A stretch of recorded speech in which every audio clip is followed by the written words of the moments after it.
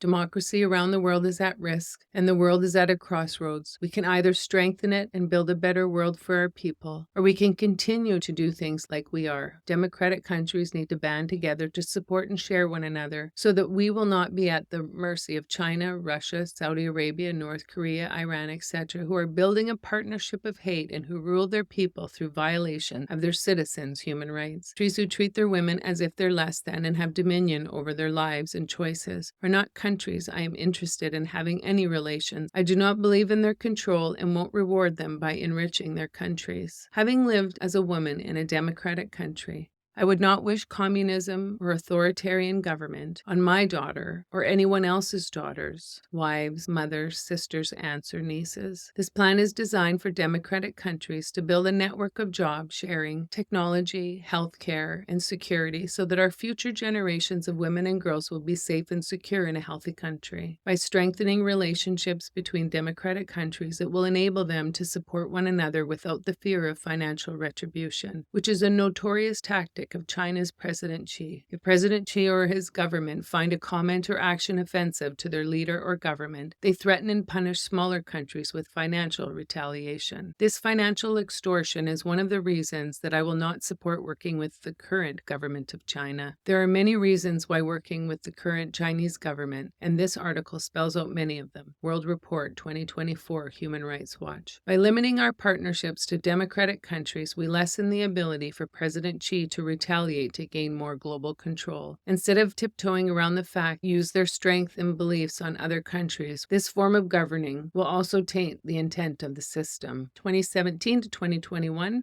The Chinese Communist Party, threatening global peace and security. China's disregard for human rights, as the Universal Declaration of Human Rights states, all people possess human rights and fundamental freedom that governments must protect. The government of the People's Republic of China, PRC, guided by a totalitarian ideology under the absolute rule of the Chinese Communist Party, CCP, deprives citizens of their rights in a sweeping scale and systematically curtails freedoms as a way to retain power. People in China cannot practice the religion or belief of their choice. They cannot express their opinions openly or form or join groups of their choosing without fear of harassment, arrest, or retribution.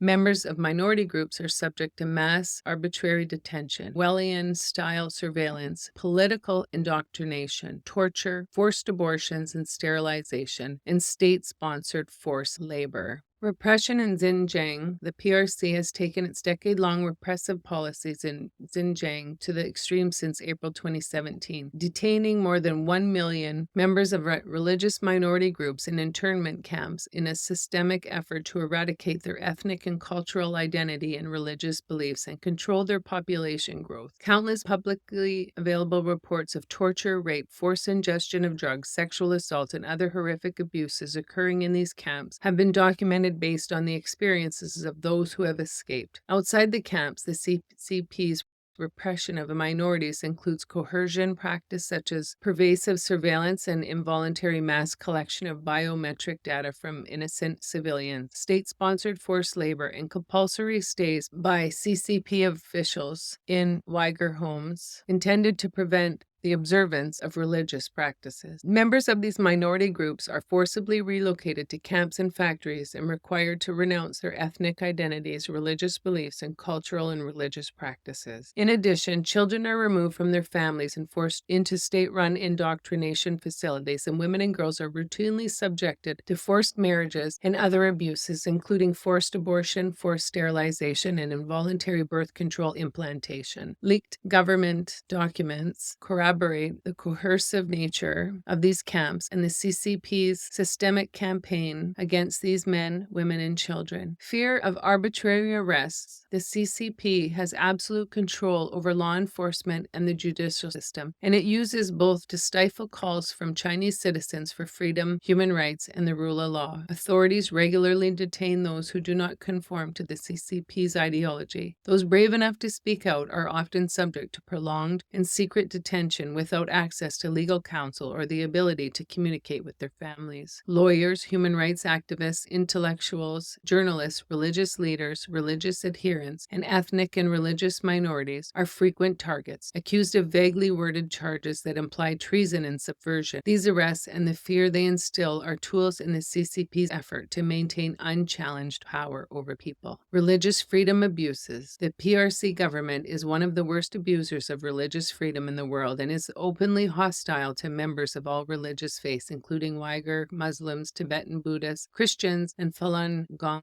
practitioners. The PRC has adopted a 5-year plan to bring all religious doctrine and practice in line with the Communist Party doctrine. This effort calls for rewriting holy texts, forbidding youth from participating in religious activities, and implementation of mass detention camps that indoctrinate detainees in the CCP's ideology and forced renunciation of their faith. Leaked PRC government documents show use of religious-related reasons, such as men wearing beards and women wearing veils, and families having too many children as justification to detain Uyghur Muslims and impose further ideological control on the Chinese population. The CCP has also insisted it has the authority to select Tibetan Buddhist lamas, including the next Dalai Lama, and considers house churches and Falun Gong adherents and their practices to be illegal if they refuse to join the CCP-led organizations or renounce important elements of their beliefs. Authorities routinely shutter or demolish homes of worship and offer cash rewards to those who inform on religious adherence. Individuals found violating the laws and regulations controlling religion are harassed, surveilled, interrogated, arrested, beaten, sentenced to prison, detained, or disappeared. Stifling freedom of expression. The PRC government strictly controls what information is available on the internet within China. Further, the PRC controls all domestic news reporting through direct ownership of news outlets. Daily CCP directives compel Chinese media to report on specific issues and perspectives, ensuring that only information matching the government's desired narrative is shared. The government control of telecommunications infrastructure enables the blocking of websites and mass deletion of microblog posts, instant messages, and user accounts that touch on banned political, social, economic, and religious topics. Thousands of websites are blocked in China, including major news and social media hubs like Google, YouTube, Twitter, and Facebook. The Chinese people lack access to dissenting views, and the fear of severe punishment deters those who want to speak out, imposing a nationwide culture of self-censorship. Forced labor laws in China do not allow for freedom of association, which is a core labor standard. Independent unions are illegal in China, and employers are under no obligation to bargain with workers in good faith. The effects on workers are severe. Occupational safety and health violations are prevalent, with limited enforcement recourse for workers who find themselves in dangerous working conditions. Workers are frequently not paid in many industries. Workplace discrimination is rampant, including recruitment practices that explicitly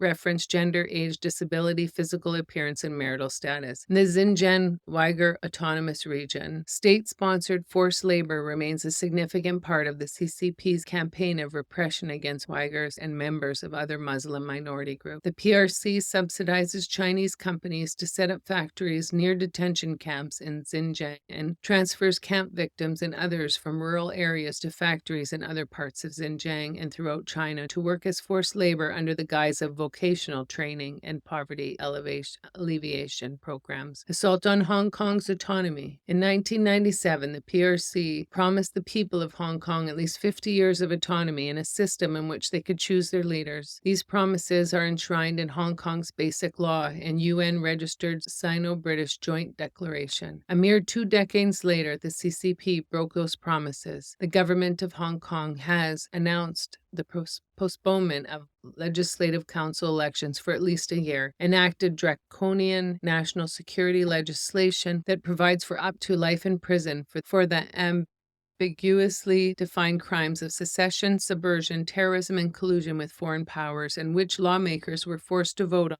without the ability to debate its provisions, and created new national security institutions with limited oversight that are designed to eliminate challenges to the PRC government, including peaceful protests. Authorities are removing books critical of the CCP from the bookstore and library shelves, banning democratic political slogans, and requiring schools to enforce censorship of teachers and students. What made Hong Kong flourish, freedom, is being destroyed and its autonomy eviscerated. Beijing's broken promises undermine the human rights, fundamental freedom, and dignity of the people of Hong Kong. Severe restrictions in Tibet. The PRC is continuing its decade-long campaign to eradicate Tibet's unique religious, ethnic, cultural, and linguistic identity. Tibetans live in a virtual police state and face severe restrictions of their human rights and fundamental freedom, including freedom of religion or belief. The PRC interferes in the selection, education, and veneration of Tibetan Buddhist religious leaders and has evicted thousands of monks and nuns from religious institutions while destroying their dwellings. The PRC government has refused repeated requests to hold a meaningful and direct dialogue with the Dalai Lama or his representatives without preconditions. Instead, it has cut off the Tibetan community from the rest of the world, including by systematically impeding access to the region for foreign diplomats, journalists, and tourists. These are just a few human rights violations and why an open, free will, worker-focused, human rights, dignity, and equality-based system won't work with the current Chinese government's philosophy of control, punishment, and domination,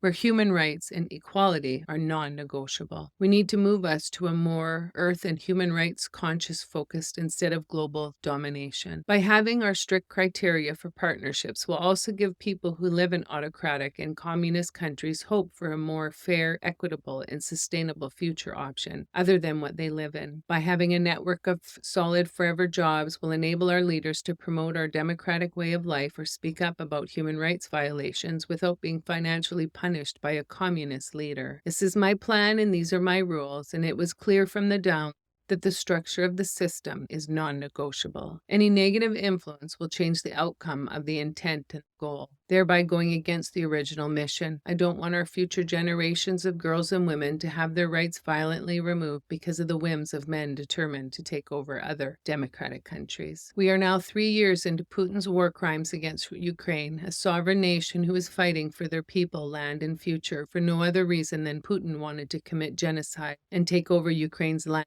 resources, and next the rest of Europe. This article supports not working with Russia. March 2024. Ukraine, UN Commission concerned by continuing patterns of violations of human rights and international humanitarian law, Geneva. 2 years after the Russian Federation's full-scale invasion of Ukraine, civilian suffering is mounting as a result of Russia's disregard for basic principles in humanitarian law and its human rights obligations. The Independent International Commission of Inquiry on Ukraine said the commission found new evidence that Russian authorities have committed violations of international human rights and international humanitarian law and corresponding war crimes in areas that have come under control in Ukraine. New evidence strengthens the Commission's previous findings that torture against civilians by Russian authorities in Ukraine and in the Russian Federation have been widespread and systematic. Investigations found additional evidence concerning the unlawful transfer of children to areas under Russian control. The report documents incidents of rape and other sexual violence committed against women in circumstances which also amount to torture. It also details incidents of torture with sexualized dimension and threats of rape against male prisoners of war. So Putin's authoritarian regime and control of media and propaganda is not a country that this plan will work with. And so why only partner with democracies? In order to build the best world where all people are equal under the law means only working with similar-minded governed countries. Authoritarian and dictatorship governments do not have the same ethics, standards, and violate their citizens' human rights. And if we support this form of government, we also support their abuses of their people. By rewarding these countries, we will also be giving it permission to spread this hate around the world. By denying them entrance into our partnership brings light to their human rights violations, but also becomes a silent protest and supports their people by shining light on this abuse on a global scale. By not being able to be partners in the largest global movement because they are violating their citizens' human rights, these governments must answer to their people why they won't have a chance of good middle-class jobs in a thriving, economically strong country supported by other democratic countries. At some point, all people in every country will want equality and sustainability, and GGDI and 7gens will be there when they meet the criteria for partnerships. GGDI and 7gens will not compromise our morals because this decision will make some people uncomfortable. In order to make an equal and just world, we must ensure that we live by the very morals that we want our new world to be for our children.